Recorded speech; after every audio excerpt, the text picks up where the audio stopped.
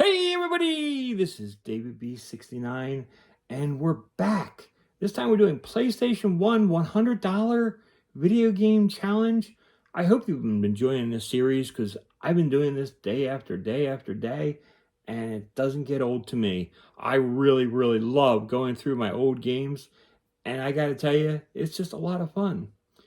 This one was actually like really funny. I was piling up my list of games and I had them all piled up and all sorted and it was in really good shape, but something went horribly wrong and it was really sad and it was really traumatic. I forgot how to math. My math was horrific. So horrific that I had to exclude 2 titles because I forgot that when I was adding, I added the single digit number, but I did not do the tens. So basically I was I was over $20 off.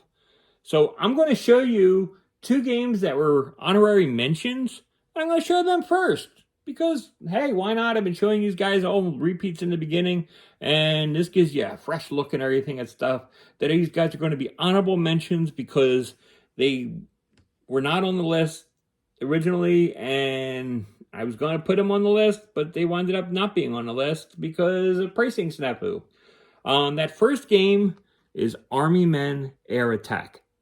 I love the Army Men series.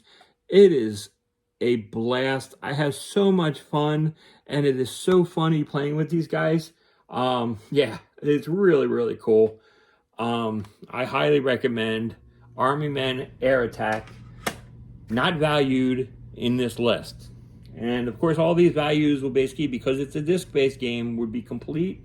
Another game that's not on my list, but these games were like less than $10, I'll tell you that.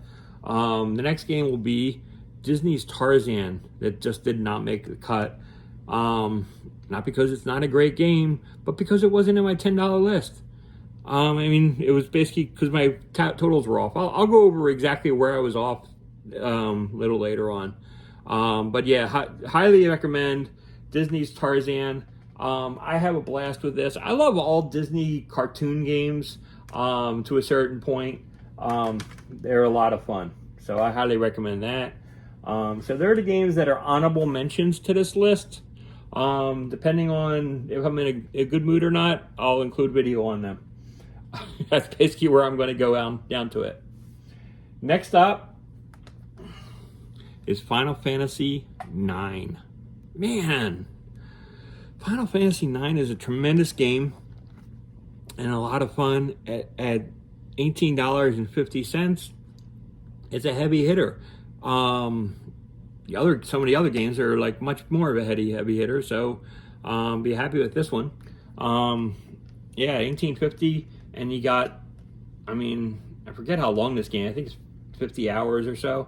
40-50 hours at least. Maybe some people might be able to do it a lot faster than that, but I always take my time with these kind of games. I'm basically a stickler for collecting and taking my time and going through and building up and going back, and I do a lot of that stuff, so it's just who I am as a person. Next up, I already know that I like the Strike game, so here is Nuclear Strike on the PlayStation. Now, this is the only Strike game that I put on there. There's Soviet Strike as well. I did not include this on my list, Soviet Strike. I really like Soviet Strike, but I just needed budget room, and with the amount of budget that I have on the PlayStation, it just made sense to just include one. This is at $9.87, bringing us up to $28.37. Now, like I said, these are my top games. Could I put room in, make room for the other one? Yeah, but the other games I just don't want to cut off, and that's the reason why. Next up is Wing Commander 3, Heart of the Tiger. I've said before in the last video how well acted this is. Some of the actors are like comically bad, but a lot of them are like really good and like highly enjoyable. For them, I highly enjoy, and I definitely recommend you play Wing Commander 3 Heart of the Tiger, because it's tremendous. And why haven't you played it yet? Speaking of games that, if you haven't played this yet, I don't know what to tell you. If you haven't played it on PS1, play it on the PC. These games are absolutely must-have and must-own games, and that is Command & Conquer Red Alert. Now, the reason I'm not going with original Command & Conquer is I feel like this story is a little bit better and a little stronger and a little bit more understanding for today's world.